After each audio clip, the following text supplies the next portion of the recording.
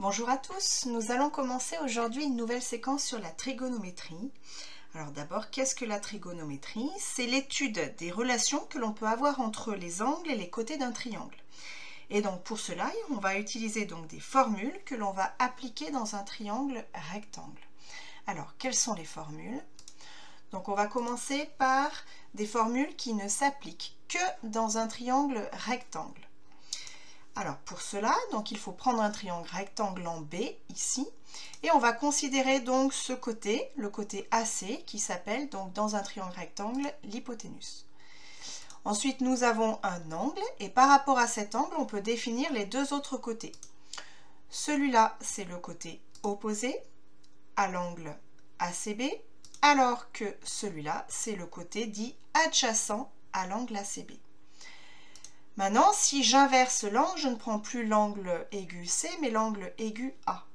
Dans ce cas-là, celui-ci, c'est-à-dire le côté AB, devient le côté adjacent, alors que le côté BC, lui, devient le côté opposé à l'angle CAB.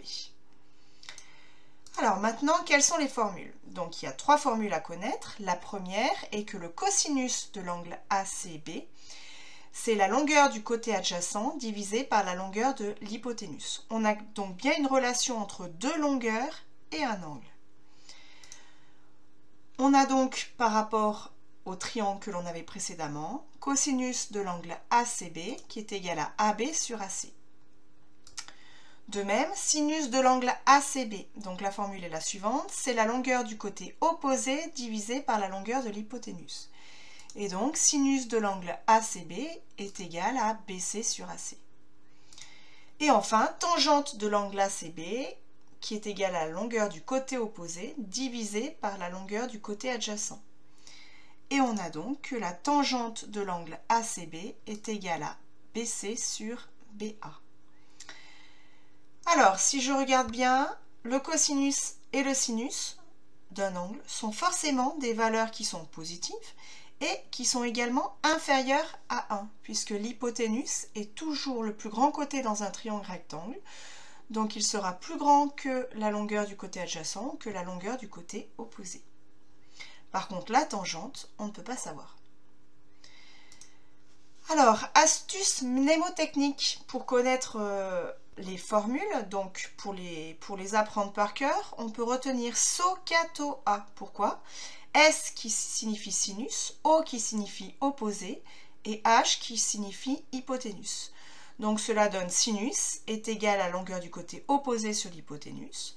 Cosinus qui est représenté par le C donc est égal à la longueur du côté adjacent divisé par l'hypoténuse. Et T qui signifie tangente est égal à la longueur du côté opposé sur le côté adjacent. Ou alors cassotois, donc pareil, C qui correspond à cosinus, A adjacent et H à l'hypoténuse, etc. Alors maintenant, nous allons voir deux autres formules qui peuvent nous être utiles dans cette séquence, qui sont les suivantes. Donc, relation entre sinus, cosinus et tangente. Pour tout angle aigu A, on doit avoir que le cosinus au carré d'un angle plus le sinus au carré du même angle est égal à 1. Et autre formule, la tangente de l'angle A est égale au sinus de l'angle A divisé par le cosinus de l'angle A. Alors nous allons démontrer ces formules. Première formule. Donc je pars de cosinus au carré de A plus sinus au carré de A. Et si j'utilise donc les formules précédentes, nous avons vu que cosinus c'était AB sur AC, que sinus c'était BC sur AC. Donc ce qui nous donne AB sur AC le tout au carré, plus BC sur AC le tout au carré. Alors maintenant, j'ai des fractions qui sont au carré, donc ce sont les numérateurs au carré divisés par les dénominateurs au carré. Or ici, le dénominateur est commun, c'est AC au carré. Donc je peux très bien écrire que c'est AB au carré plus BC au carré divisé par AC au carré. Maintenant, il y a un petit théorème que vous connaissez, qui est le théorème de Pythagore, qui dit que dans un triangle rectangle, la somme des longueurs des carrés des longueurs des deux côtés est égale au carré de l'hypoténuse. Donc AB au carré plus BC au carré, donc égal à AC au carré. Et donc cette égalité nous donne que c'est AC au carré divisé par AC au carré, et cela fait bien 1.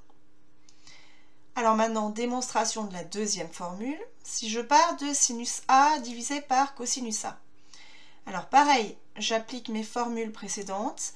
Le sinus de l'angle A, nous avons vu que c'était BC sur AC. Le cosinus de l'angle A, c'est AB divisé par AC.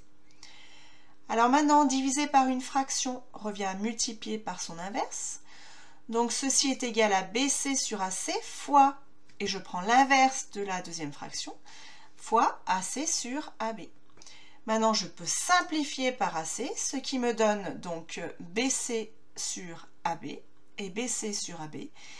Il se trouve que cela correspond à la tangente de l'angle A. Voilà, vous avez maintenant toutes les formules qui vont pouvoir vous servir dans cette séquence.